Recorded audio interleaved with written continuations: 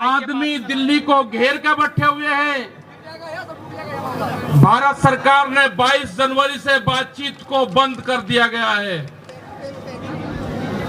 आंदोलनरत में जो हमारे शहीद किसान हुए करीब 650 से ज्यादा, हमारे जितने भी बॉर्डर हैं हमारे वे शहीद किसान वहां पे हुए। प्रधानमंत्री भारत सरकार ने एक भी जवाब ये नहीं दिया कि हम 1 मिनट का मौन धारण करेंगे। ये समझना पड़ेगा आप लोगों को, ये समझना पड़ेगा आप लोगों को कि जिस तरह से यहाँ पे देश की प्रॉपर्टियां बेची जा रही है, ये लोग कौन हैं जो देश के संस्थाओं को बेच रहे, इन लोगों की पहचान करनी पड़ेगी। देश में बड़े बड़े आंदोलन ये चलाने पड़ेंगे। आज से जो संयुक्त मोर्चा ने फैसले लिए हैं उसके तहत हमको बड़ी बड़ी मीटिंगें पूरे देश भर में करनी पड़ेगी। अब ये मिशन खाली मिशन उत्तर प्रदेश और ये नहीं उत्तराखंड, मिशन होगा संयुक्त मोर्चे का देश बचाने का। ये देश बचेगा, ये संविधान बचेगा। आज लड़ाई उस मुकाम पर आ गई कि देश के जो नौजवान हैं, जो 14 करोड़ लोग जो बेरोजगार हमारे साथी हमारे बच्चे हुए हैं, ये आंदोलन उनके कंधों पे है। जिस तरह से एक चीज बेची जा रही है, 3 कानून भी उसी का ही एक हिस्सा है। पहला है कि यहाँ पे रेल और हवाई जहाज और हवाई अड्डे बेचे जाएंगे। किसने परमिशन दी? किसकी ताकत है कि देश की प्रॉपर्टियों को बेचोगे? आपने घोषणा पत्र में नहीं लिखा, देश की जनता को धोखा दिया। धोखा नंबर 1।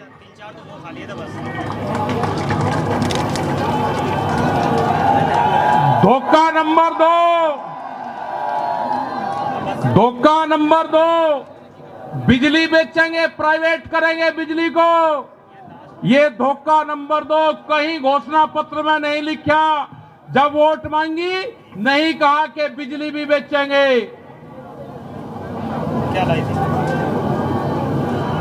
ये सड़क बेचेंगे, पूरी सड़कों पर टैक्स लगेगा और एनएच के आसपास 500 मीटर तक अपनी कोई चाय की दुकान और गुमटी भी नहीं लगा सकता। अगर किसी ने चाय का खोखा रखा तो वह जमीन उसकी गांव समाज में निहित होगी। ये सड़कों को बेचने का काम करेंगे। ये देख लेना क्या क्या चीज बिक्री है। ये सेल फॉर इंडिया का बोर्ड देश में लग चुका है।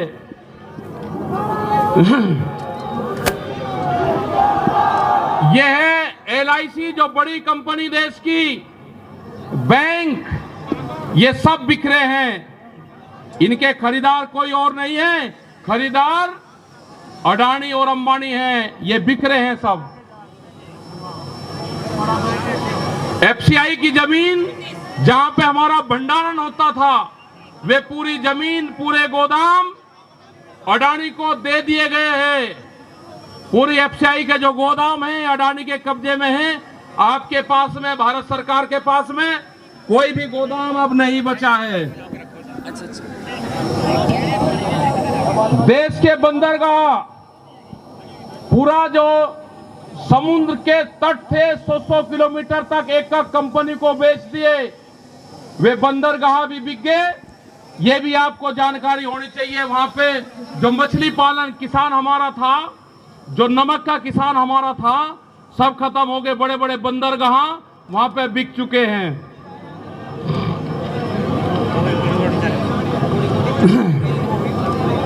ये जल को बेच रहे हैं।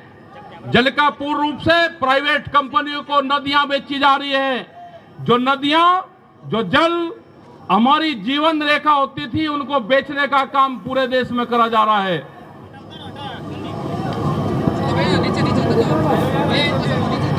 ये इंडिया ऑनलाइन सेल, मतलब कोई भी कीमत किसी भी चीज की लगा सकता है। भारत बिकाऊ है।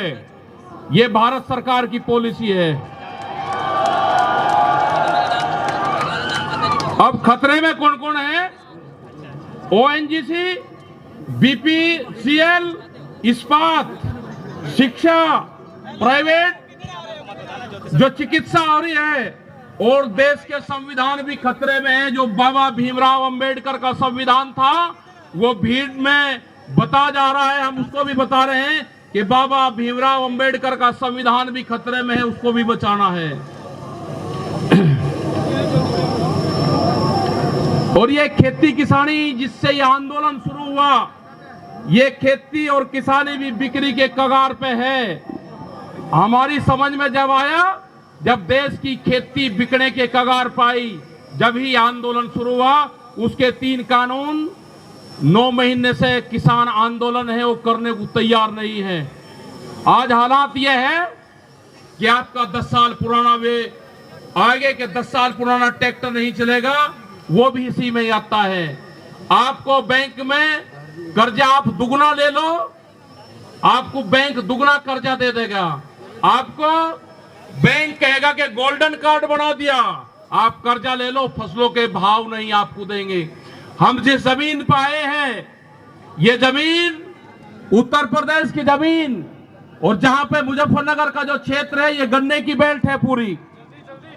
क्या इन लोगों ने ये नहीं कहा कि जब अगर हमारी सरकार आएगी तो हम 450 रुपए गन्ने का भाव देंगे? ये कोई भाव देने को तैयार नहीं है।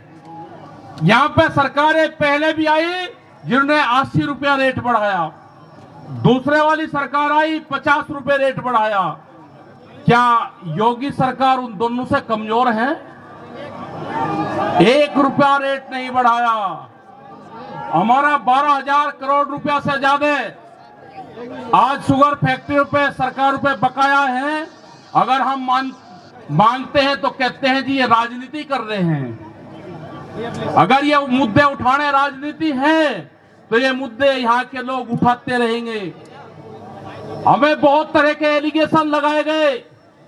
हम 9 महीने से वहां पे हैं, आप लोगों के बीच से वहां पे गए, आप बहुत जिम्मेदारी के साथ में वहां पे छोड़ के आए। पूरा संयुक्त मोर्चा दिल्ली के चारों तरफ है। हम घर नहीं जाएंगे।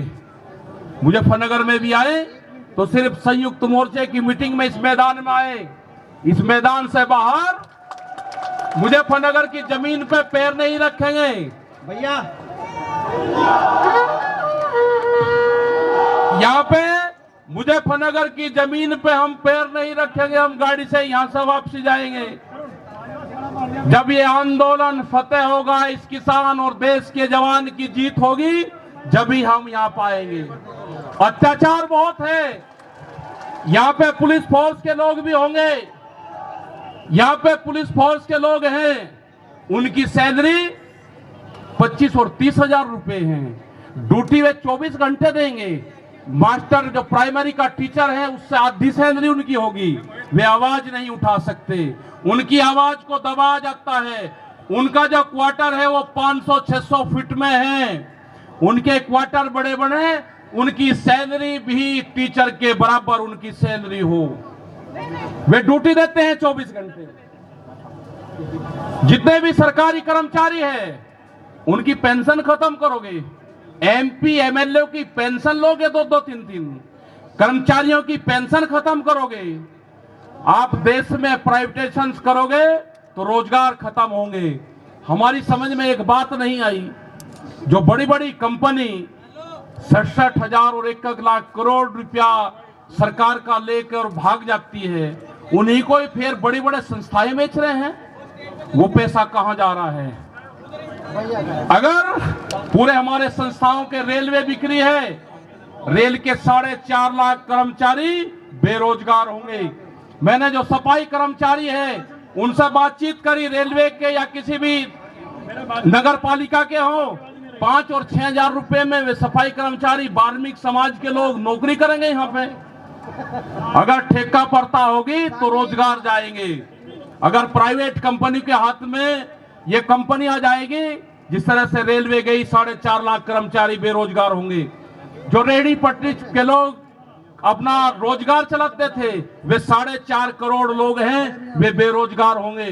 बड़ी बड़ी अमेज़न जैसी कंपनी आ रही है जो इस देश में व्यापार करेंगी, इस देश में मॉल खुलेंगे। वे हमारे मजदूर भाई कहां जाएंगे? ये उनकी भी लड़ाई है। ये लड़ाई जितनी भी संस्थाएं बिक रही है उसकी लड़ाई है। और आपने आगे की और हम बात बता देना चाहते हैं। ये लड़ाई शुरू हुई 3 काले कानून से, ये लड़ाई शुरू हुई एमएसपी पे गारंटी कानून से। हमने एक ही जिले का एक डाटा भारत सरकार को दिया, यहां उत्तर प्रदेश के अधिकारियों को दिया, यहां के मुख्यमंत्री को दिया। रामपुर जिले में जो मंसूरी धान की खरीद होती है वो बिहार में पैदा होता है, उसको बेच रहा है यहाँ पे, वो पंजाब जाता है, हरियाणा जाता है। बड़े व्यापारी का धान फसलें एमएसपी पे बिकती है, किसान की 10 से और 15% बिकती है। ये आपको समझना होगा। पूर्ण रूप से फसलों के दाम नहीं तो वोट नहीं, ये नारा लगाना पड़ेगा। फसलों के दाम नहीं तो वोट नहीं। जब तक इस सरकारों को वोट की चोट नहीं दोगे, ये दोनों बाहरी लोग हैं, इनको यहां से जाना होगा। अमित शाह, मोदी और योगी ये चुनाव जीत का है, ये उत्तराखंड से चुनाव जीत के प्रधानमंत्री बने, कोई ऐतराज नहीं। उत्तर प्रदेश की जमीन से जीत के गुजरात में गुंडागर्दी के दम पे आना हो, वहां पे पुलिस स्टेट है, वहां पे जीत के देश का प्रधानमंत्री बने, कोई ऐतराज नहीं है। लेकिन उत्तर प्रदेश की जमीन पे ये दंगा करवाने वाले लोग हैं, इनको यहाँ पे बर्दाश्त यहाँ की जनता नहीं करेगी। ये मिशन जो संयुक्त मोर्चे का है ये तय हो चुका है। और हम वो 28 तारीख की याद आप सबको याद होगी, वो 28 तारीख की याद भी याद कर लेना। वहां पे ना मुसलमान बचना था और ना सरदार भाई बचना था और ना देश का किसानी झंडा बचना था। उस रात को देश में आंदोलन का कत्लेआम होता, उसके बाद में देश में कोई आंदोलन नहीं हो सकता था। वे 148 लोग वहां पे थे और 8000 की पुलिस और गुंडे के तत्व पे वहां पे कब्जा करने की नियत थी। लेकिन वे बहादुर लोग वहां पे थे जो 20 मिनट के बाद ही जो वहां से घोषणा हुई, वे 20 मिनट बहुत महत्वपूर्ण थे। जब देश की जनता साथ में खड़े हुई, जब हमने जल मांगा तो कंडेला खाप हरियाणा, पूरा हरियाणा खाप सड़कों के ऊपर था, पूरा उत्तर प्रदेश सड़कों के ऊपर था। ये इस तरह का तोड़ने का काम करेंगे, हम जोड़ने का काम करेंगे। ये सरकारें आपसे फिर वादा लेकर जाते हैं कि वहां पे अगर हमारी कब्रगाह वहां पे बनेगी, हम मोर्चा नहीं छोड़ देंगे।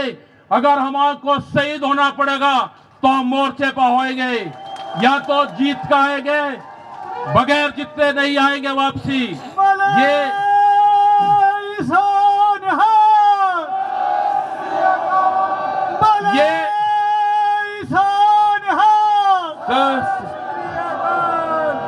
इस तरह की अगर सरकारें देश में होंगी तो ये दंगे करवाने का काम करेगी। पहले भी नारे लगते थे जब टिकैत साहब थे, अल्लाहू अकबर, अल्लाहू अकबर, ये नारे लगते थे। हर हर महादेव और अल्लाहू अकबर के नारे इसी धरती से लगते थे। ये नारे हमेशा लगते रहेंगे, ये नारे हमेशा लगते रहेंगे। दंगा यहां पे नहीं होगा। ये तोड़ने का काम करेंगे, हम जोड़ने का काम करेंगे। किसी गलत फहमी में मत रहना। ये देश हमारा है, ये प्रदेश हमारा है, ये जिले हमारे हैं। आप तैयार रहना। ये कहते हैं कि लाल किले पे किसान गया, अगर लाल किले पे नहीं, किसान तो अगर जाता तो पार्लियामेंट पे जाता जहां पे कानून बने हैं। लाल किले पे धोखे से लेके गए हैं आप हमको, हमारे लोग नहीं गए, धोखे से लेकर आप लोग गए हैं। क्या कोई देश की एजेंसी है कि जो उसको जांच कर दे?